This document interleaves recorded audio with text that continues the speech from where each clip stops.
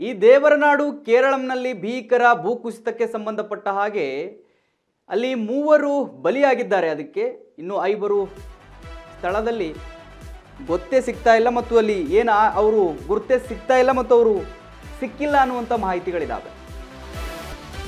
ದೇವರನಾಡು ಕೇರಳಂನಲ್ಲಿ ಭೀಕರ ಭೂಕುಸಿತಕ್ಕೆ ಸಂಬಂಧಪಟ್ಟ ಹಾಗೆ ವಯನಾಡಿನಲ್ಲಿ ಗುಡ್ಡ ಕುಸಿತಕ್ಕೆ 3 ಬಲಿಯಾಗಿದ್ದಾರೆ. ದುರಂತ ಸ್ಥಳದ ಒಂದೊಂದು ದೃಶ್ಯವು ಭಯಾನಕ ಆಗಿ ಹೋಗಿದೆ. ಅಲ್ಲಿ ಗುಡ್ಡ ಕುಸಿತದಿಂದ 3 ಸಾವನ್ನಪ್ಪಿದ್ದಾರೆ, 5 ನಾಪತ್ತೆ ಆಗಿದ್ದಾರೆ. ನಾಪತ್ತೆ ಆದವರಿಗೆ ಮುಂದುವರೆದಿದೆ ಅಲ್ಲಿ ಶೋಧ ಕಾರ್ಯ. ರಕ್ಷಣಾ ಕಾರ್ಯಾಚರಣೆಗೆ ಅಡ್ಡಿಪಡಿಸ್ತಾ ಇದೆ. ಅಲ್ಲಿ ಮಳೆ ನಿರಂತರವಾಗಿ ಬರ್ತಾ ಇದೆ. ಮಳೆಯಲ್ಲಿ ಅವಶೇಷಗಳಡಿ ಸಿಲುಕಿದ್ದಾರೆ. ಸಿಲುಕಿದ್ದಾರೆ ಅವ್ರನ್ನ ರಕ್ಷಣೆ ಮಾಡ್ತಾ ಇದ್ದಾರೆ. NDRFನವರು ಹರಸಾಹಸವನ್ನೇ ಪಡ್ತಾ ಇದ್ದಾರೆ. ಬಟ್ ಮಳೆ ಅಡ್ಡಿಪಡಿಸ್ತಾ ಇದೆ ಅವರಿಗೆಲ್ಲ. ಮಳೆಯಲ್ಲಿ ಕಾರ್ಯಾಚರಣೆ ಮುಂದುವರಿಸಿದ್ದಾರೆ ಸಿಬ್ಬಂದಿಗಳು. ವೀಕ್ಷಕರೇ, ಕೇರಳದಲ್ಲಿ ಈ ವಯನಾಡಿನಲ್ಲಿ ಏನು ನಡೀತಲ್ಲ, ನಿನ್ನೆ ಗುಡ್ಡ ಕುಸಿತ, ಭೂಕುಸಿತ ಆಗಿರ್ಬೋದು. ಸೊ ಅಲ್ಲಿ 3 ಬಲಿಯಾಗಿದ್ದಾರೆ ಸದ್ಯಕ್ಕೆ ಅನ್ನುವಂಥ ಮಾಹಿತಿಗಳಿದೆ. 5 ನಾಪತ್ತೆ ಆಗಿದ್ದಾರೆ. ಅವರಿಗಾಗಿ ಹುಡುಕಾಟ ನಡೀತಾ ಇದೆ. ಈ ಮಣ್ಣಿನ ಅಡಿಯಲ್ಲಿ ಅವರು ಏನಾದರೂ ಸಿಲುಕಾಕೊಂಡಿದ್ದಾರಾ, ಸಿಲುಕಾಕೊಂಡಿದ್ದರು ಎಲ್ಲಿದ್ದಾರೆ ಅವರು ಅನ್ನೋದು ದೊಡ್ಡ ಪ್ರಶ್ನೆ. ಆ ಮಣ್ಣು ಪೂರ್ತಿ ತೆಗೆಯೋವರೆಗೂ ಎಲ್ಲಿದ್ದಾರೆ ಏನು ಎತ್ತ ಗೊತ್ತೇ ಆಗೋದಿಲ್ಲ. ಸೊ ಅದಕ್ಕೆ ಅಲ್ಲಿ ಕಾರ್ಯಾಚರಣೆ ನಡೀತಾ ಇದೆ. ಬಟ್ ಮಳೆ ನಿರಂತರವಾಗಿ ಬರ್ತಾ ಇದೆ. ಅಲ್ಲಿ ಆ ಮಳೆ ಬರ್ತಿರೋದಕ್ಕೆ ಕಾರ್ಯಾಚರಣೆ ಗಡ್ಡಿ ಆಗ್ತಾ ಇದೆ. ಸೊ ಕಾರ್ಯಾಚರಣೆ ಮಾಡಬೇಕು ಅಂತ ಹೋಗ್ತಾ ಇದ್ದಾರೆ ಅವರು. ಈ ಮಣ್ಣಿನ ಅಡಿ ಸಿಲುಕಿದ್ಕೊಂಡಿರೋದಾರಲ್ಲ, ಅವ್ರನ್ನ ತೆಗೆಯುವಂಥ ಕೆಲಸವನ್ನು ಮಾಡ್ತಾ ಇದ್ದಾರೆ. ಬಟ್ ಮಳೆ ಬರ್ತಾ ಇರೋದ್ರಿಂದ ಆ ಮಣ್ಣು ಮತ್ತೆ ಕುಸಿತಾನೇ ಆಗುತ್ತೆ. ಆ ಪೂರ್ತಿ ಮಣ್ಣೇನಾಗ್ಬಿಡುತ್ತೆ, ಮೆತ್ತಗಾಗಿ ನೀರಿನಮಯ ಆಗ್ಬಿಡುತ್ತೆ. ನೋಡಿ, ಅಲ್ಲಿ ಒಂಥರ ಅಂಟಂಟಾಗಿ ಹೋಗುತ್ತೆ, ಅದು ಮೆತ್ಕೊಳ್ತಾ ಇರುತ್ತೆ.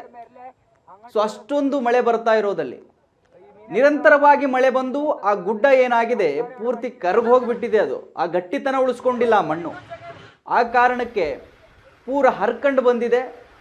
ಆ ಒಂದು ಹರಿದಿರುವ ರಭಸದ ದೃಶ್ಯಗಳು ನೀವು ನಿಮ್ಮ TV ಸ್ಕ್ರೀನಲ್ಲಿ ಗಮನಿಸ್ತಾ ಇದ್ದೀರಿ.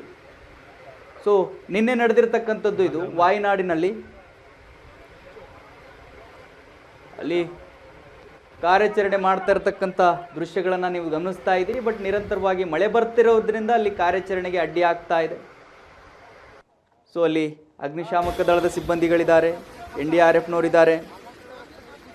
ಸೊ ಸದ್ಯಕ್ಕಿರುವ ಮಾಹಿತಿ 3 ಬಲಿಯಾಗಿದ್ದಾರೆ, 5 ಜನರು ನಾಪತ್ತೆ ಆಗಿದ್ದಾರೆ. ಅವರಿಗೆ ಹುಡುಕಾಟ ನಡೆಸಲಾಗ್ತಾ ಇದೆ. ಮತ್ತು ಅಲ್ಲಿ ಈ ಟನಲ್ ಕೆಲಸ ನಡೀತಿತ್ತಲ್ಲ, ಅಲ್ಲಿ ಈ ಟ್ವಿನ್ ಟನಲ್ ಕೆಲಸ, ಈ ಜೋಡಿ ಟನಲ್ ಕೆಲಸ ನಡೀತಾ ಇತ್ತು. ಆ ಒಂದು ಟನಲ್ ಮಣ್ಣು ಅಗದು ಹಾಕಿರ್ತಾರಲ್ಲ, ಅದಕ್ಕೆ ಅದೇ ಈ ಒಂದು ಭೂಕುಸಿತಕ್ಕೆ ಕಾರಣ ಅಂತಲೂ ಕೂಡ ಹೇಳಲಾಗ್ತಾ ಇದೆ. ಸೊ ಯಾಕಂತ ಹೇಳಿದ್ರೆ ಈಗ ಟನಲ್ ಅಗಿಯೋದ್ರಿಂದ ಮಣ್ಣು ಅದರ ಗಟ್ಟಿತನ ಕಳ್ಕೊಳ್ಳುತ್ತೆ.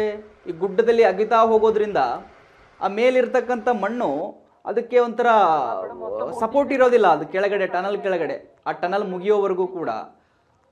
ಸೊ ಜಾಸ್ತಿ ಮಳೆ ಬಂದಾಗ ಈ ರೀತಿಯ ಘಟನೆಗಳು ಸಂಭವಿಸ್ತವೆ. ನಿನ್ನೆ ಆಗಿರೋದು ಅದೇ. ನೀವು ದೃಶ್ಯದಲ್ಲಿ ಗಮನಿಸ್ತಾ ಇದ್ದೀರಿ, ಒಂದು ಟ್ಯಾಂಕರ್ ಯಾವ ಮಟ್ಟಿಗೆ ಆ ಮಣ್ಣು ಆ ಟ್ಯಾಂಕರ್ನ ಒತ್ಕೊಂಡು ಬರುತ್ತೆ ಅಂತ ಹೇಳಿದ್ರೆ ಅಲ್ಲಿ ಜನಗಳು ಯಾವ ರೀತಿ ಓಡಿ ಬರ್ತಾ ಇದ್ದಾರೆ ನೋಡಿ. ಪಾಪ ಸ್ವಲ್ಪ ಮಿಸ್ ಆದರೂ ಅವರ ಪ್ರಾಣವೇ ಹೋಗುವಂತಹ ಸನ್ನಿವೇಶ ಅದು.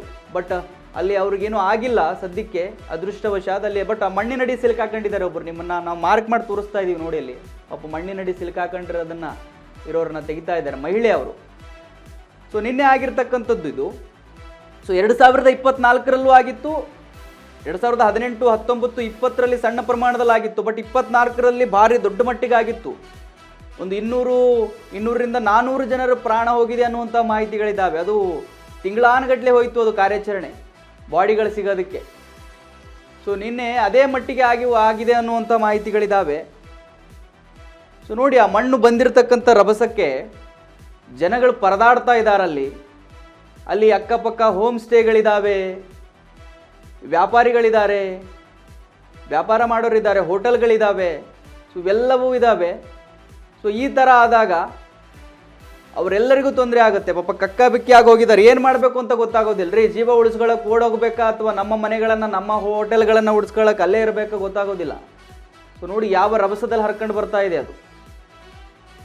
ಸೊ ಅಲ್ಲಿನ ಸ್ಥಳೀಯ ಅಧಿಕಾರಿಗಳಿದಾರಲ್ಲಿ ಕಾರ್ಯಾಚರಣೆಯಲ್ಲಿ ಭಾಗಿಯಾಗಿದ್ದಾರೆ. ನಡೀತಾ ಇದೆ. ಬಟ್ ಮಳೆ ಅಡ್ಡಿಪಡಿಸ್ತಾ ಇದೆ ಅವರಿಗೆ.